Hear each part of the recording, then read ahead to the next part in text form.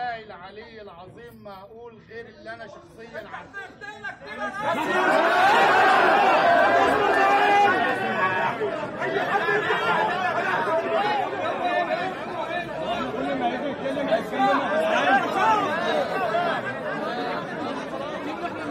يا ابني اسمع جوه يا ابني. يا ابني اسمع جوه يا ابني. بس اتكلم على طول. الراجل ده لما جه انا جيت قعدت معاه، انت جاي تعمل ايه يا ابن الناس؟ قال انا جاي مكلف ان انا اعمل رفع مساحي. مكلف مننا هيكمل. كمل بقى. كلفت الهيئه الهندسيه للقوات المسلحه برفع، عشان انا قعدت معاه الاول عشان نشوف الراجل ده جاي ليه. معاك يا ابني قرار باي شيء؟ قال لي انا لا اعلم اي شيء عن اي شيء، انا كل مهمتي انا والمجموعه اللي معايا جايين نرفع المساحه.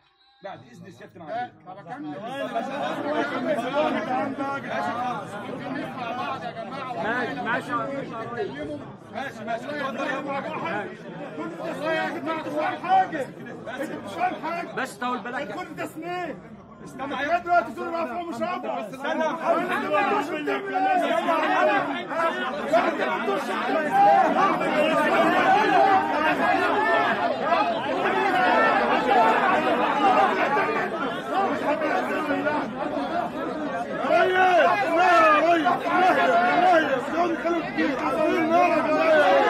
مستقبلنا رايح فين؟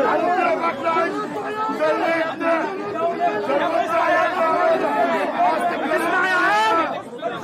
ولعت علني ولعت علني. يا عم سؤال.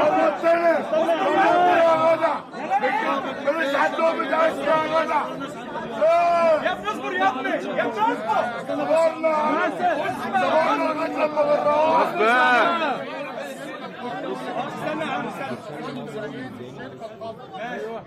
شربنا يا عم. رفع انا.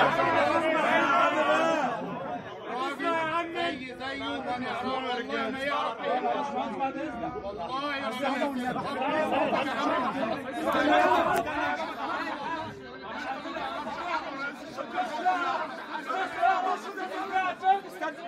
اسمعوا يا جدعان بقى.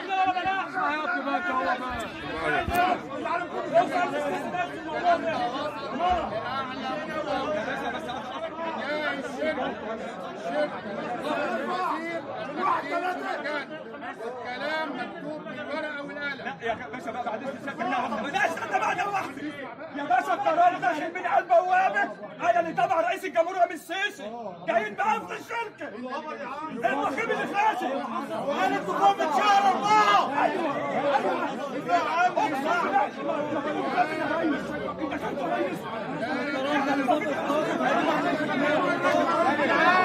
والله يا امين الجواب 5 رجال.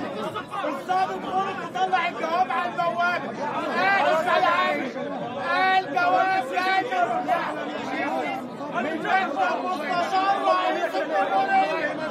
وفاش النايمه بالقرار.